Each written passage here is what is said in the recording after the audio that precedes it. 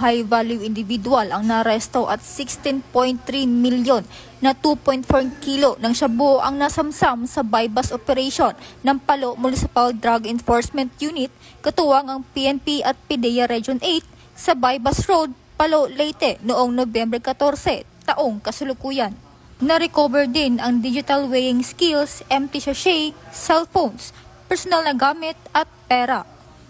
Isinagawa ang on-site inventory sa presensya ng barangay at media habang mga sospek ay dinala sa Palo MPS at ang ebidensya ay inaaral ng RFPO 8. Inihanda na ang kasong paglabag sa Section 5 at 11 ng RA 9165.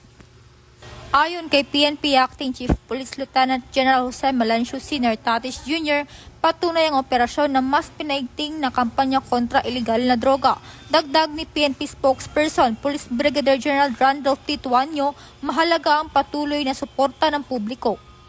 Tiniyak ng PNP ang pagpapatuloy ng mga programa kontra kriminalidad sa ilalim ng direktiba ni Pangulong Ferdinand R. Marcos Jr. Kakibat ang advokasiyang bagong PNP para sa bagong Pilipinas, serbisyong mabilis, tapat at nararamdaman.